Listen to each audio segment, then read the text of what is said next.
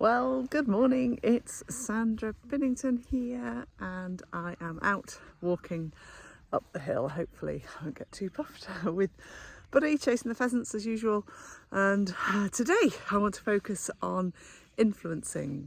We ran a programme in the WLA a week or so ago, looking at some of the principles, practices, and how do you actually do influence in the right, authentic way?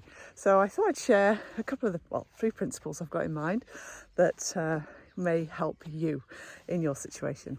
And I think the first thing to say is that as leaders, we are always influencing.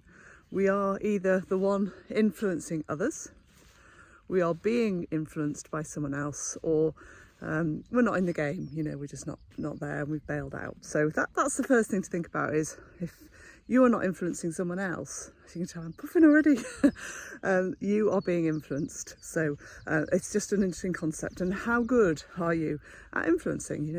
Are you able to get what you want by this is not about manipulation.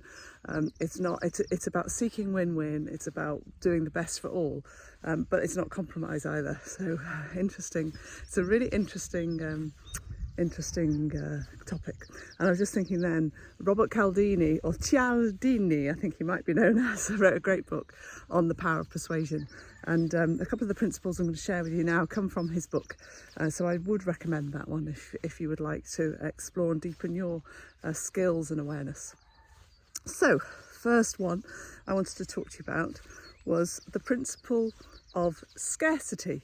So this one is quite an interesting one, because what happens is we are influenced by something there isn't much of. Now, I was at a friend's the other night, and her daughter got something out of the freezer I'd never seen before, and it looked like little coconut balls that were filled with ice. They were filled with ice cream. And I said, well, I've never seen them. What are they? And they were a little box of 6. Now, what are they called? Something like mochi or something. And my friend said, these are all the rage, and they're really, really hard to get hold of.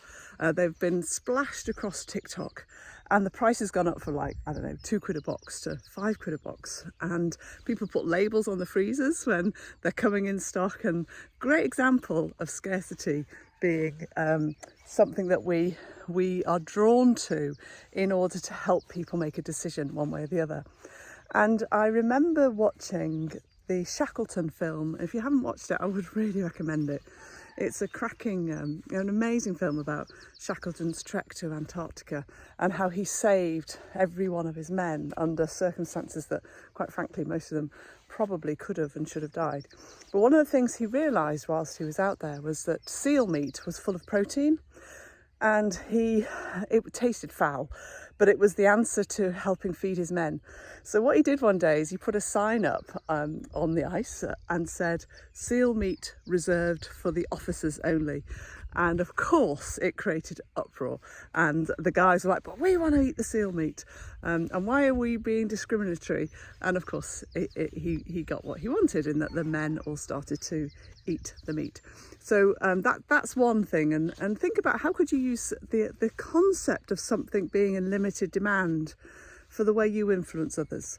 What could you do around that?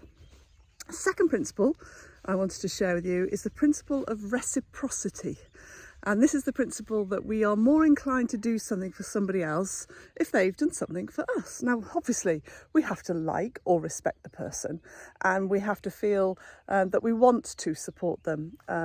And the example that Cialdini shares is, and I apologise if I said that wrong, is that of waiters. They did some research into waiters getting tips, and what they found was that if the waiter gave you a chocolate, his or her tips would increase by 3%. It was, 3%. Now, if the waiter left you 2 chocolates, he or she would get more like 14% increase in tips.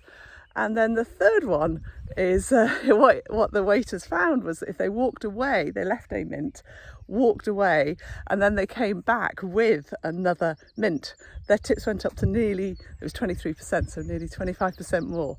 So a great example of, actually, human psychology is, we want to do something for where we feel we've been looked after, liked, and it's called the principle of reciprocity. And the third one I wanted to share with you is really important, and it's really obvious, and we forget it all the time. And this is it. It's the principle that people do things for their reasons, not yours. We've all heard of that acronym, WIFM, whatever it is, what's in it for me. And this is what we need to be really clear of when we're trying to influence, when we want to persuade people, whatever the campaign is we're trying to do, whoever you're trying to win over to take on a course of action, is to get really clear. Why should they bother? What is in this for them? And what we tend to do is look at it from our perspective and what's important to us, and we get passionate about what we want and what we need and why we think they should do it, rather than looking at it from their point of view. There, haven't I done well marching up this hill?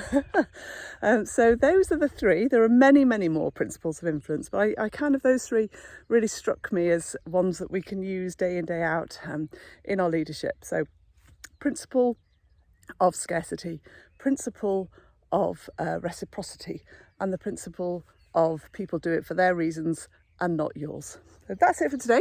Hope you've enjoyed that session, that video, and if you do, please like. I'm almost at 100 likes. It would be really great to get the 100 subscribers, sorry, not 100 likes, because then apparently I own the channel, whatever that means. So if you do want to see and hear more, then please like, please comment, and if you have any other tips on influence, then do share. Always love to hear. Okay, have a fabulous day. Take care. Bye.